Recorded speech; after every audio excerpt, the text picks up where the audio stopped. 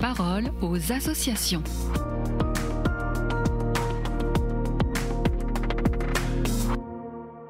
Bienvenue dans la parole aux associations. Aujourd'hui, je suis avec Kevin Tanguy, journaliste pour l'aide à l'Église en détresse. Alors Kevin, bonjour. Aujourd'hui, vous souhaitez nous parler du Burkina Faso. On vous écoute. Oui, en effet. Ces dernières semaines, ce pays, déjà ravagé par le terrorisme depuis 2015, a de nouveau été frappé par des massacres. Dans le diocèse de Nouna, 3 adolescents qui revenaient du Mali pour la rentrée scolaire ont été sortis d'un bus et exécutés. Quelques heures plus tard, un autre car, transportant des passagers originaires de la paroisse de Solenzo, a été pris pour cible. Bilan, au moins 15 morts. Le même jour, un catéchiste a été enlevé en pleine messe dominicale. Il a été spécifiquement visé par les terroristes, nous confie une source locale. Et il ajoute « Leur but est de semer la peur chez les chrétiens. Un jour, ils peuvent prier librement, et le lendemain, ils subissent des violences pour être poussés à fuir. » Et malheureusement, ce n'est pas la première fois que de tels drames se produisent au Burkina Faso. Non, loin de là.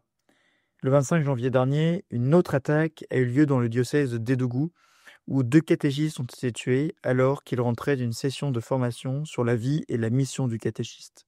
En Afrique, rappelons-le, les catéchistes sont bien plus que des enseignants. Ils sont souvent des responsables spirituels de plusieurs communautés chrétiennes. Ils deviennent donc des cibles privilégiées pour les terroristes qui cherchent à briser la cohésion sociale et à faire taire la foi. Dans notre rapport sur la liberté religieuse dans le monde, publié le 21 octobre 2025, nous alertons sur la situation dramatique du Burkina Faso. Depuis 2015, les attaques djihadistes d'Al-Qaïda et de l'État islamique ont fait plus de 20 000 morts et provoqué le déplacement de plus de 2 millions de personnes. En 2024, le pays concentrait à lui seul 1/5 des décès liés au terrorisme mondial, 1532 morts recensés. Ces violences ont également entraîné la mort ou l'enlèvement de dizaines de responsables religieux, ainsi que la fermeture d'une trentaine de paroisses. Aujourd'hui, près de la moitié du territoire est contrôlé par des groupes armés. Chrétiens et musulmans vivent sous la même menace. Et alors, est-ce que ces attaques risquent de provoquer des tensions entre les chrétiens et les musulmans ?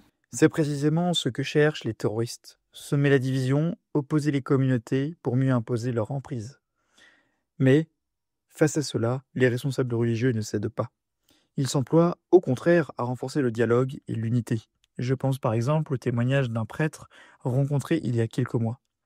Dans sa paroisse, en banlieue de Ouagadougou, au cœur d'une zone à majorité musulmane, il organise chaque année un match de football interreligieux. Imaginez la scène. Une équipe de catholiques avec le curé dans les buts, une équipe de musulmans avec l'imam comme gardien, et au centre du terrain, l'arbitre, qui est un pasteur. Et à la mi-temps, tout le monde change d'équipe. Ce match attire des milliers de participants.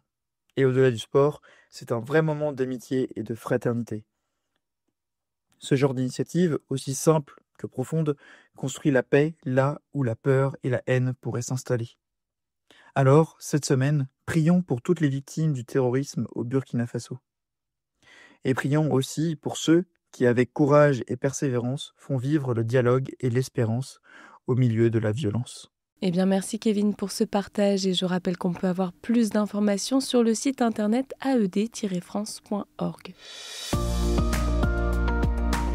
La parole aux associations.